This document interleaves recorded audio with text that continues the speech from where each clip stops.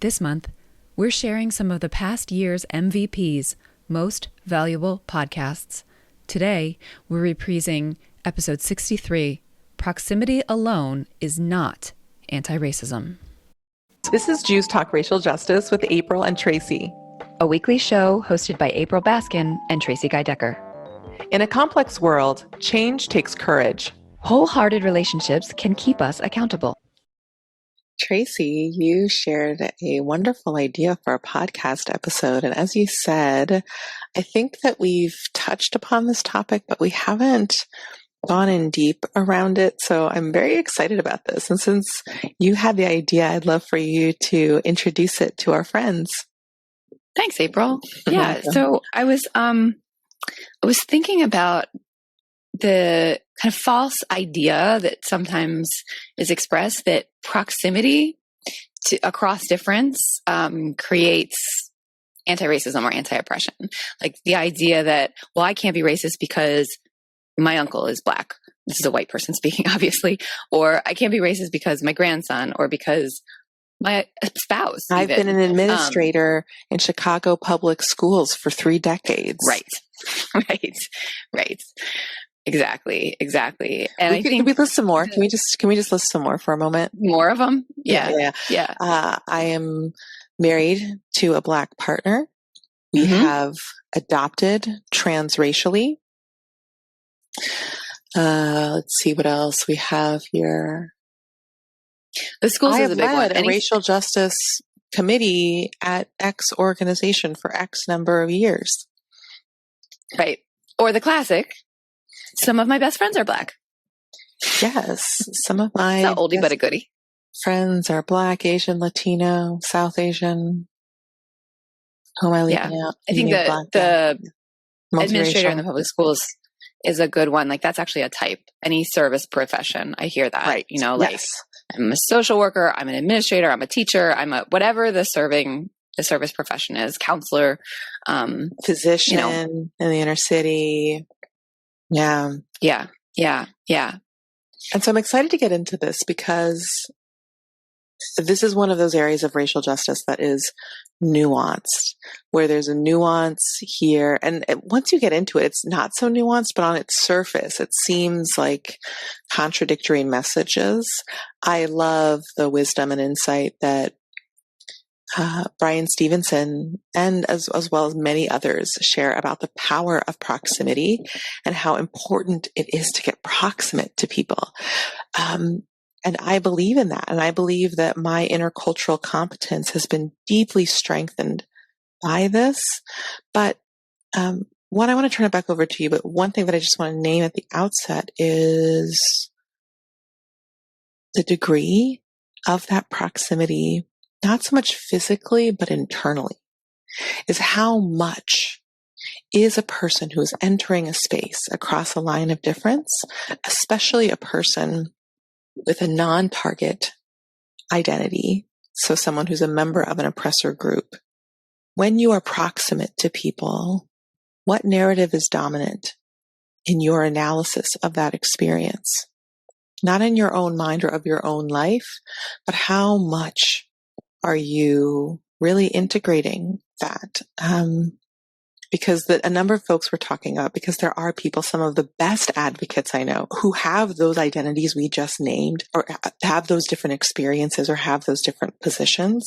But the way in which they encounter other folks across lines of racial difference, and the way they let it percolate and filter through their living is fundamentally different than the folks with the patterns we are referring to right now.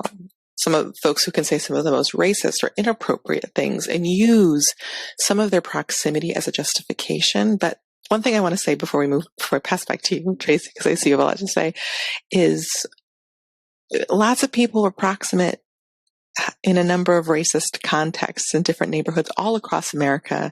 In the Deep South, people were proximate in the context of slavery. Proximity in and of itself is not sufficient. It's not enough. It's not enough. So please, Tracie, back to you. Oh, this is so good. Yeah. So regular So regular listeners know that I like to try and find like a parallel to help me understanding that the parallel is not identical, but it does help me kind of get in this space. And the one that just feels obvious to me here is sexism, right?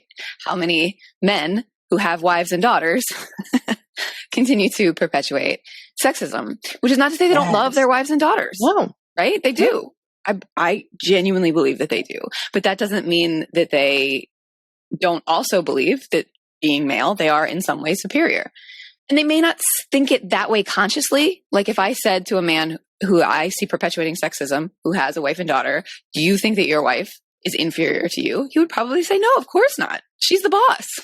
Right? But that doesn't mean that the patterns aren't there. Digging a little deeper around certain assumptions, around roles different people should play, who has the final say around different things. When the wife has the say, is that because she decided that or because he gave permission? You know, it's all in the details. Right.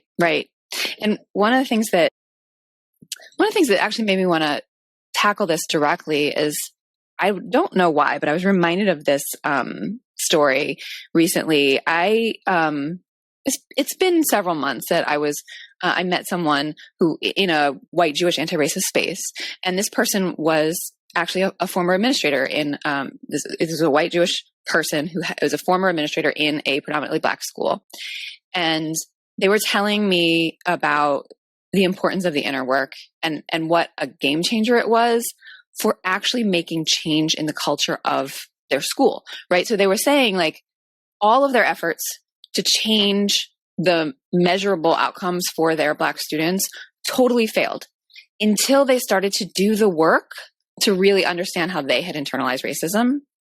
And then things turned around. And I feel like the administrator. This was an administrator. This person was talking about themselves, not they, the students, they themselves. Right. This person was talking about themselves. Okay, great. Exactly. So when this principal started doing the inner work to dismantle the racism within this white principal's heart and mind and worldview, then they were able to actually see a change in outcomes, and not until then. And this feels important to me because we've talked about the good bad binary. Hold the thought for a second. And also, I saw this when I was serving as a vice president at the URJ in a variety of ways, that I often was looking for systems change. And when I started to do my own work, when I got deeper, I was already doing it, but when I'd gotten to deeper levels of my own work, I started noticing the nuances of my internal work that then radiated out for me and shifted things fundamentally. So what you're saying really resonates. Sorry. So you were just about to say something about the good bad binary. I was about to talk about your brilliant thoughts, which we have talked about a lot. We have talked about the good bad binary many times on this podcast. It's worth repeating, and how damaging it really is. So, nutshell, this is the either or thinking that all of us have been sort of served over the past several hundred years. That either we are racist and bad, or not racist and good. And so there's this. And everybody wants to be good, right? Nobody wants to be bad.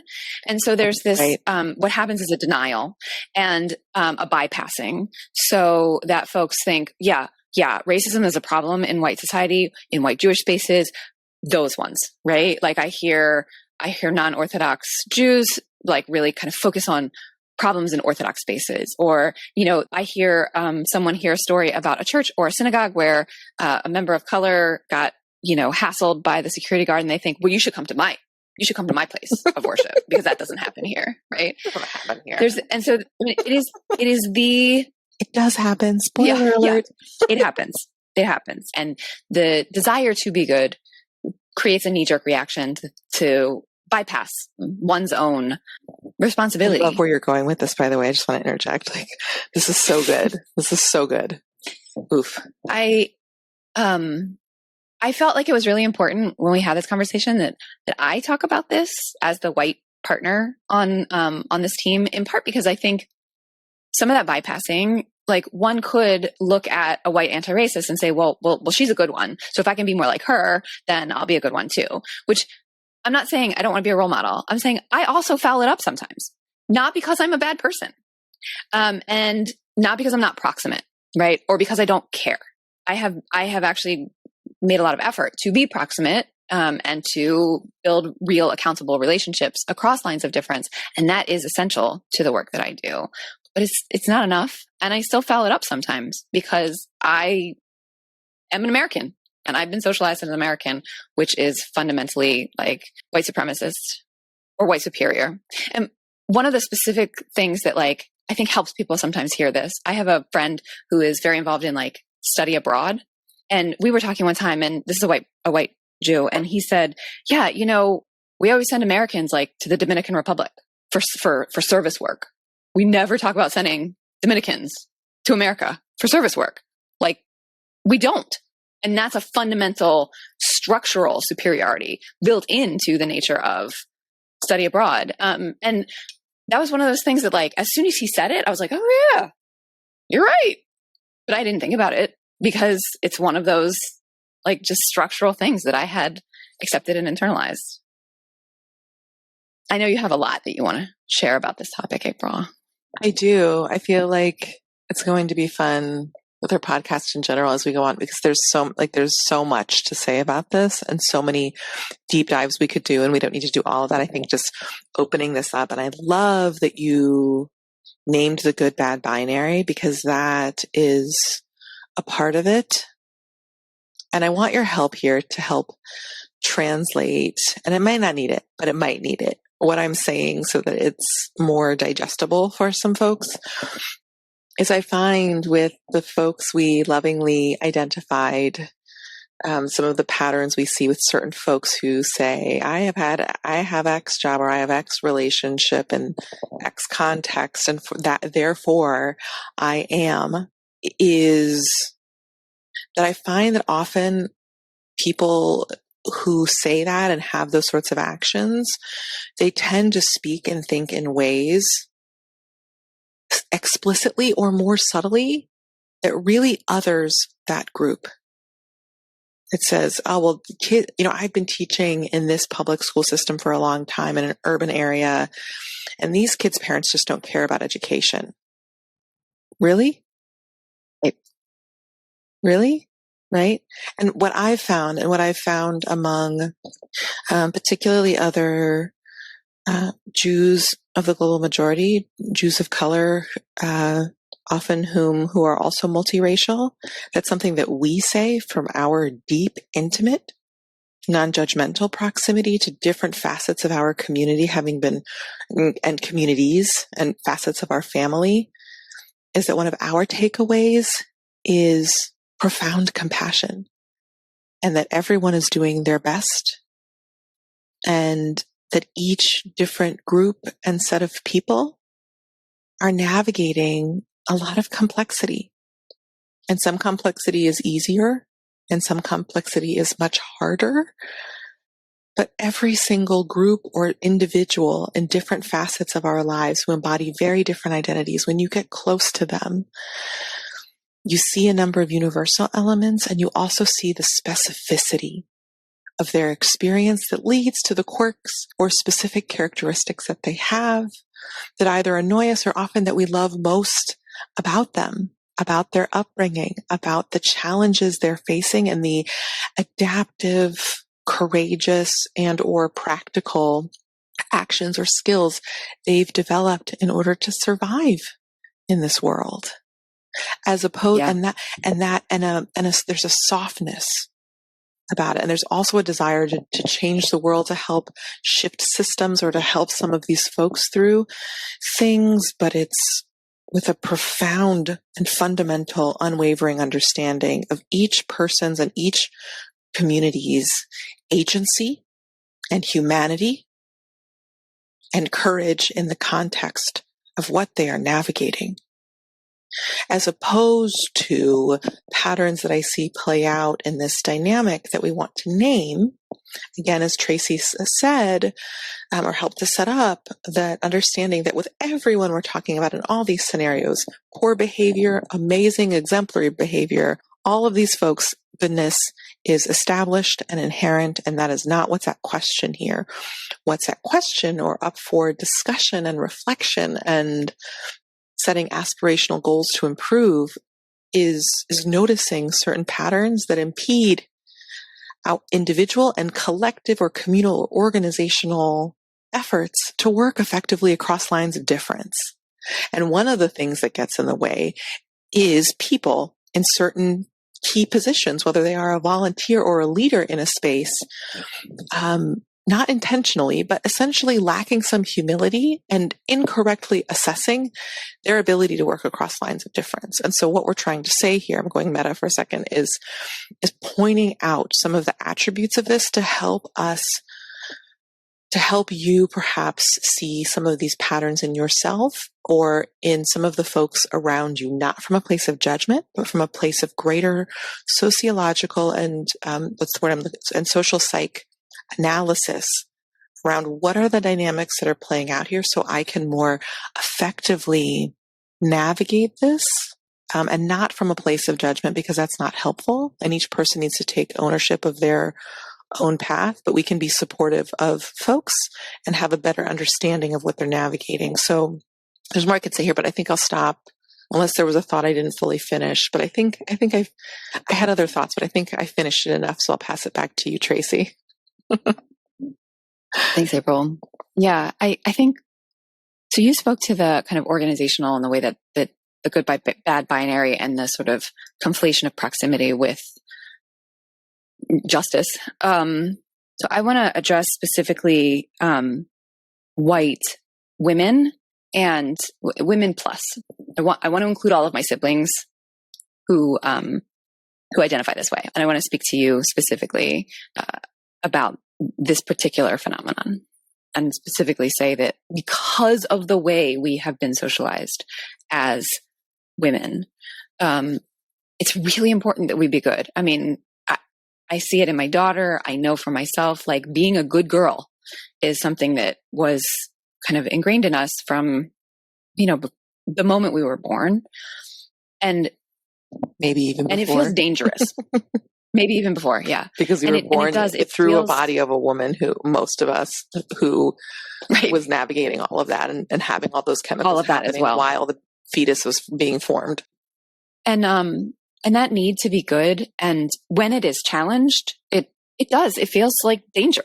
It feels dangerous to have that goodness challenged. And so I just want to name that pattern, especially for us women, that makes it all the more important for us to take a deep breath, remember that the either or good bad binary is a false choice, and try and get curious about whatever it is the person, because that I can't be racist because and then insert relationship is often said in response to suggestions that someone has done or said something racist.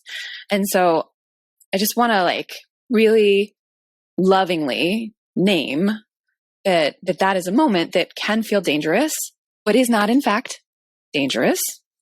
And so we can choose to get curious about it. We can choose a different path. And we can recognize that our upset and tears have caused real damage, real injury to our siblings of color. And I think that's really important. I'm not saying don't cry. I'm just saying let's be mindful, be self-aware. That's what I'm saying. Mindful. That's a great word. Thank you. And that those actions, behaviors may hurt folks, and your fundamental goodness and value is still not in question. It's unconditional. Agreed. That doesn't shift that. Oof. Thank you for sharing that. I think in light of that, since you're really repping the awareness around white womanhood and sisterdom plus white womanhood plus, I think this is something that I am thoughtful about and that I am very mindful of as a leader of color, is that when I meet someone, there's certain criteria and different ways that I look for. And one of them is that, generally speaking, even if someone is pretty confident, someone who has been deeply proximate with depth and meaning and effective working across lines of difference tends to be more humble. And They may be ranging from self-deprecating, which is not ideal, to not self-deprecating, but mindfully and thoughtfully hedging different things they say to leave room for how it may be received, for different interpretations. That's a sign that I look for because, like even I can't remember if we've talked about it on this podcast or not, but when our mutual friend Noah first told me about Tracie and said some of her activities, those things in and of themselves did not imply to me that Tracie was someone who was going to be someone who would be a stress-free collaborator. From my experience, it wasn't clear to me if Tracie was going to be someone who was involved in all of these things. So clearly has good intentions and is making meaningful contributions, but that may have patterns around racism that she may direct my way that would be an extra layer of work that I would need to navigate in my then professional collaboration with Noah. And so at the time, I was reluctant in light of other dynamics I was already fielding and navigating as a Jewish woman leader of color. And so I was quite pleased when I met Tracie, because I find with folks who have done the work of being proximate and have also done necessary inner work and or have self-awareness about this, that there was nuance in what she said. There wasn't an effort to prove. I love what you named, Tracie, because that's so true about that good, bad binary being at the root of some of this, and someone who's in a better place with that work. They're not trying to subtly negotiate their goodness. They're centering the issue at hand, not their qualifications around it. Because if someone is truly qualified and they're in a good place, that speaks for itself. Not that she's, the end all be all model, but my mom is a pretty phenomenal model around this. And when she enters space, she has tons of, is it bona fides or bona fides? However one chooses to say it. And she mentions almost none of them. She enters a space earnestly and has a sense of where help is needed, and also listens into what people are saying, and shows up at events where other folks in the community want to be allies. In my mom's mind, it's pretty simple. When various Black and Muslim and people of other identities say they need support, my mom goes. Yeah.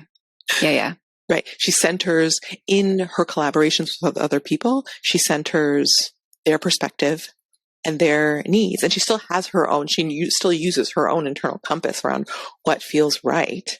But often, though, much of the time, what feels right is figuring out where she can best apply her skills and abilities in a specific context, as opposed to someone saying, I've done all these things, and then often taking up a lot of space, often taking up verbally more space than the people of color in the room who have been more directly impacted by systems of racism, regardless of their class background.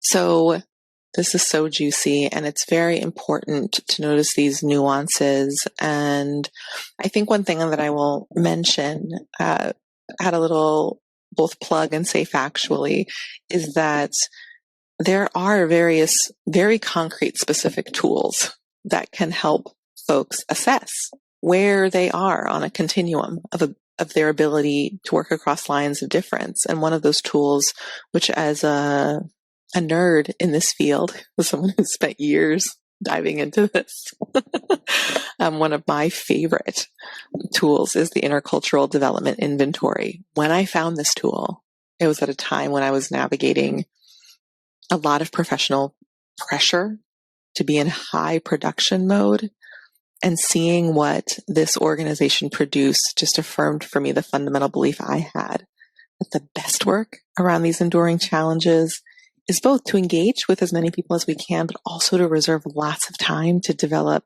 deep, effective structures and solutions that can withstand challenge. And so I was just so in love when I found this resource that had clearly been cultivated over a range of years and refined and developed into this powerful tool. And so the IDI assessment is this resource where an individual takes an assessment, or a team in a group of individuals can take an assessment. And it is highly regarded and has received many awards internationally and domestically. It's translated into 32 different languages. It's been cross-culturally tested for bias multiple times. It's just a phenomenal resource. And this isn't the only thing, but it's someone, as a practitioner, an expert in this field, that I adore. And I think it's very useful because it takes something like working effectively across lines of difference that seems hard to measure, and also working to strengthen that feels pretty nonlinear, and makes it both pretty measurable and also the process forward to continue to cultivate greater intercultural competence, a much more linear, doable process. And so the little plug. One of the things that I love about it is that it talks about the intercultural competency on a developmental continuum. And so I think that's really important to remember, that, it's a process. It's not a destination. It's a process, and it's a learning curve in the same way that any new skill is a learning curve. And that if you didn't come out of the box that way, of course you didn't, because it's most of us didn't. Normal. It's totally normal. Us not to be. Yeah. And so I think that's one of the things that I really love about the IDI is the way that it sort of normalizes wherever you are on the continuum. It's a developmental exactly process, and the judgment is not helpful. It's not about right. The knowledge is helpful. The negative messaging around it is not. But doing analysis through guided prompts and resources that this tool provides around reflecting about our upbringing and having greater understanding of our journey and what are the influences that helped us reach this point, and having greater self-understanding, that is worthwhile. And that can also position us for building more capacity and power over time. So my plug is also just to name here that our waitlist for Racial Justice Launchpad is now live. There will be much more that we will be saying. We will soon be inviting folks to join us for a masterclass to give you a taste of some of what this program includes, and also give you some professional development. But the reason why I mention all of this is to remind you, we mentioned it a couple weeks ago, but now if you go to joyousjustice.com/learn and click on Racial Justice Launchpad, you can learn more about the program and sign up for our waitlist. And we will let you know when the webinar is live and available for you to join at a time that works for you. And so the piece that I keep trying to say is that for those who sign up in a timely manner for Racial Justice Launchpad, you will get to experience directly the Intercultural Development Inventory experience, which is phenomenal. You'll get a chance to take the assessment and get a personalized debrief, which is a highly valuable trajectory shifting experience. And for folks who sign up for the program, you will get to have that opportunity to receive a bonus of doing a debrief with Tracie Guy-Decker herself. So a live 30-minute call. So that's super exciting. And so there's many, many more things we have to say about this forthcoming program, but I wanted to make sure to say in this episode that the waitlist is now live. And I will also add, in case you are not currently at a Jewish organization, or you are not necessarily at the point of leadership, that as a reminder too, our Awareness Accelerator is open on a rolling basis now, and we have monthly live calls. And so that's another great resource and a good first step that is both at a lower price point and is a smaller time investment of just, you can complete it in as quickly as 6 weeks and greatly strengthen your fundamental knowledge about racial justice and your capacity to make and lead change. Yeah. So thanks for, agreeing to talk about this today, April. I think you're so welcome. In closing, in closing, I just want to say again, proximity and care across lines of difference are amazing and good and useful. And they are not the same. And not all proximity is made equal. What you do with that proximity internally and across the lines of difference makes a big difference. Right. Power and privilege matter. They still matter in proximity. Power and privilege still matter in proximity, even with care.